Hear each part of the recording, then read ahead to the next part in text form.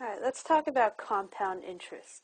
Most of you already know what interest is. It's some percentage of a growth rate that you'll get after you put some money into a bank or into an investment.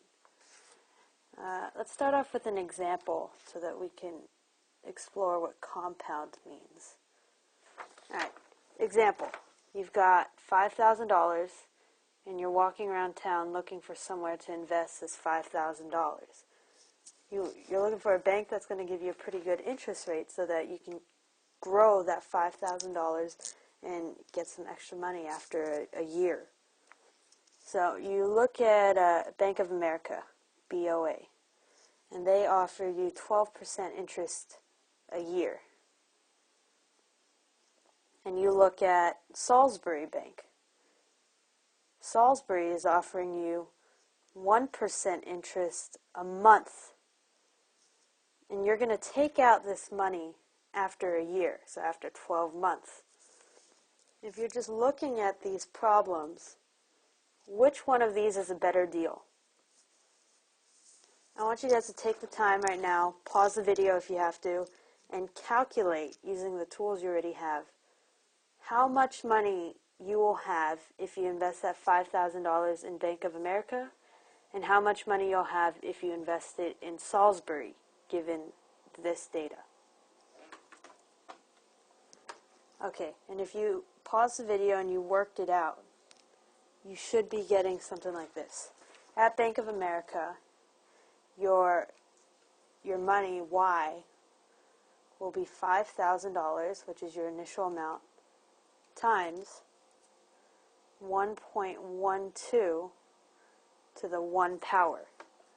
1.12 is your growth factor because your investment is growing by 12% a year. And it's to the power of 1 because 1 year has passed. And that'll give you $5,600. If you worked it out for Salisbury, Y will equal $5,000, your initial value, times 1.01 to the 12th power. Now that 1.01 is because you're only getting 1% a month. So the growth rate is 1% and the growth factor is 1.01. And you want to know how much you'll have after 1 year, which is also 12 months. So it's raised to the 12th power. And if you work that out, that'll give you something like 5634.13. So, based on this data, you can see that 12% a year is not the same thing as 1% a month. This 1% a month, even though 12 months will pass and it looks like you'll get 12%, this 1% a month that Salisbury gives you will actually give you a much higher profit at the end because this 1.01 growth factor is being compounded 12 times.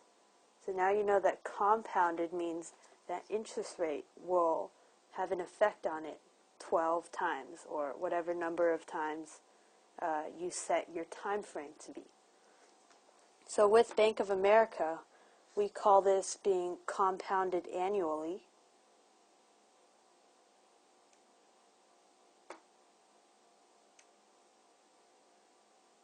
And for Salisbury, 1% a month, we call it, you can guess, compounded monthly.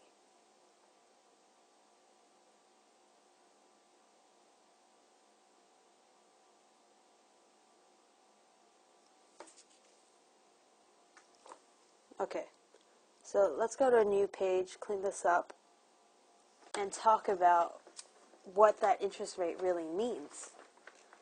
If we see that we have a 12% interest and it's compounded monthly,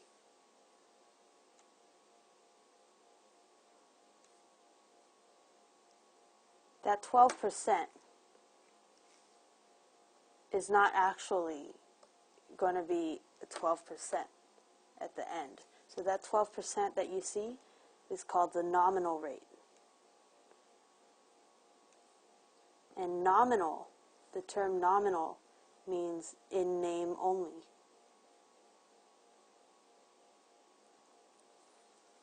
So your nominal rate, when you get 12% interest that's compounded monthly or compounded daily even, that nominal rate will still be 12%.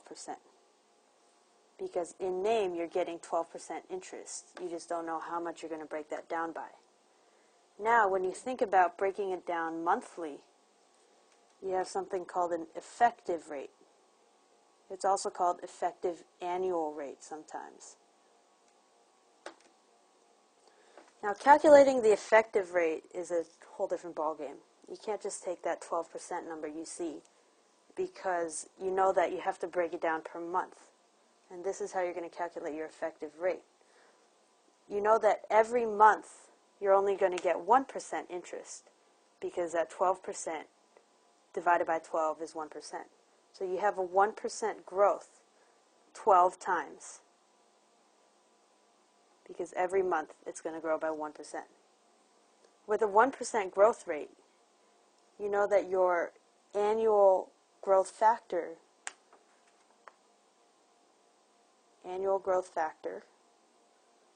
is 1.01 to the power of 12, because you have to take that factor and raise it to the power of 12. It's happening 12 times. And that'll give you something like 1.1268. So you take this number, 1.1268, and that's going to tell you your effective rate. Your effective rate is going to end up being 12.68%.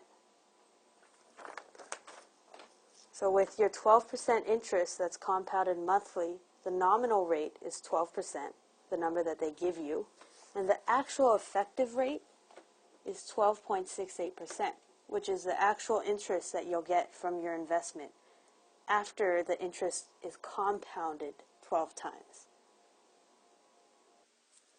The effective rate tells you how much interest the investment actually earns, whereas the nominal rate is in name only.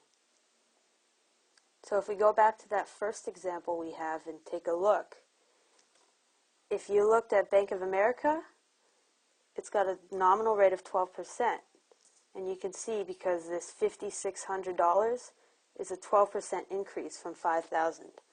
Whereas Salisbury is giving you an effective rate of 12.63%, because this 5634.13, that's a 12.68% increase from 5,000. Okay, let's take a look at one more example, and maybe this will help you guys out. Example: what is the effective annual rate of an account that pays interest at the nominal rate of 20% per year? So remember, nominal rate is in name only. So your nominal rate of 20% per year, when it's compounded monthly or compounded daily, that rate is going to change to find the effective annual rate. The effective annual rate is the amount of interest that you'll actually earn.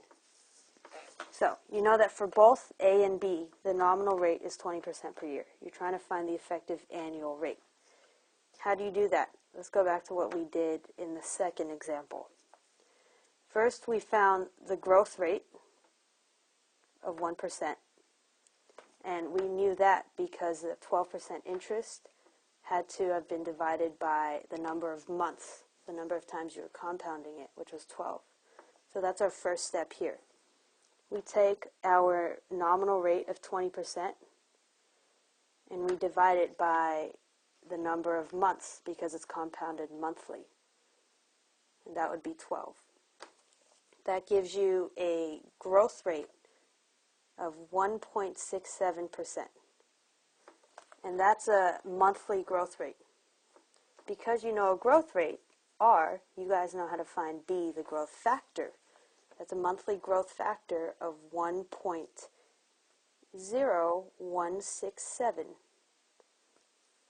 And you have to raise that to a power, and that power is the number of time intervals have passed. In this case, it's 12, because 12 months will have passed. So with that, we end up with the annual growth factor of 1.0167. 1.2194. This is an annual growth factor. And because you know the annual growth factor, you can take this number, 1.2194, and turn it into an effective rate. An effective annual rate is going to be 21.94%.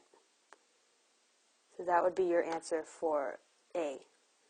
Compounded daily for part B, we would do that same process. We take the nominal rate of 20% and we divide it by the number of times that that interest is supposed to be compounded. And since it's daily, it has to be divided by 365 because there are 365 days in a year. That gives you a value of 0.0548%. Okay?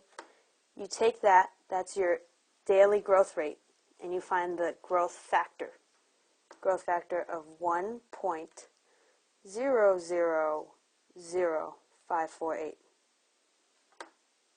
to the 365th power, because you compound that growth factor 365 times. That gives you a value of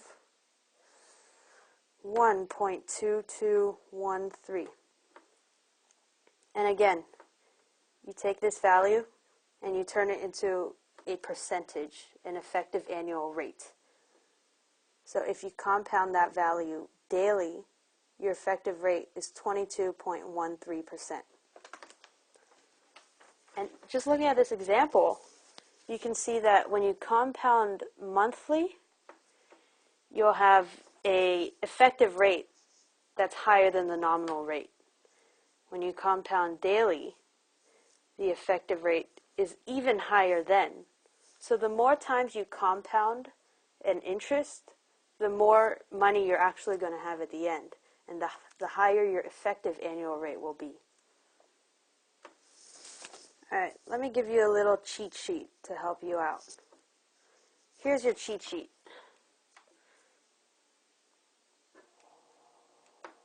So everyone pause the video and write down what you see on the screen before continuing so that you can hopefully have it on paper and then digest it. Pause the video, write it down. Okay, now that you've written it down, your nominal rate, R, is going to help you find the effective rate if you know the R in decimal form. So if I say you have a nominal rate of 30%, your R is going to be 0.3. And if I say it compounds, let's say it compounds weekly, your N would be 52. Let me write that down. Nominal rate, the example is in green, 30%. R would be 0.3. And if I say compounds weekly, there are 52 weeks in a year. So the number N would be 52. So there you have an easy way to calculate your effective rate, because you have 1 plus 0.3 over 52 to the 52nd power minus 1.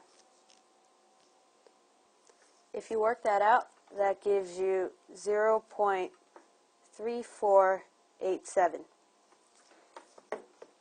And right here, from this number right here, you know that your effective rate for this example is 34.87%.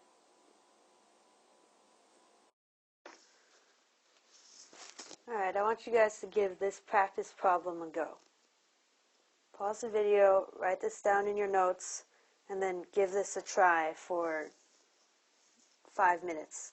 I think 5 minutes you should be able to do this with the formula that I just gave you. Alright, let's move on.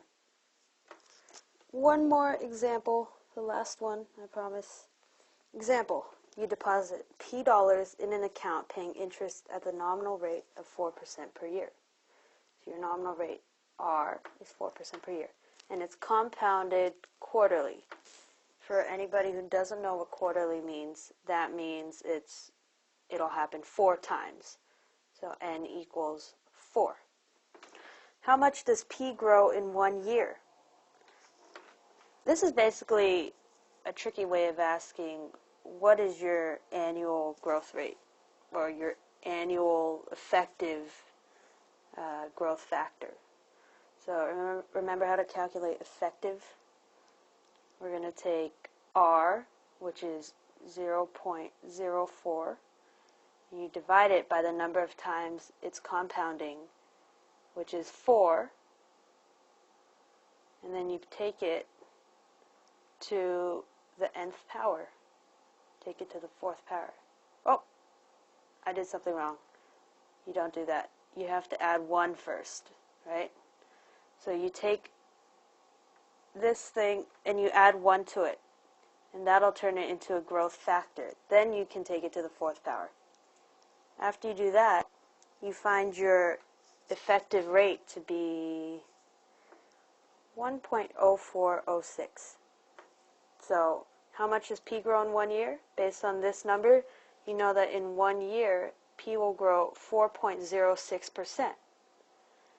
Now, how much does P grow in 3 years? In 3 years, it's pretty much the same process. You have 0.04, which is your nominal rate of 4%.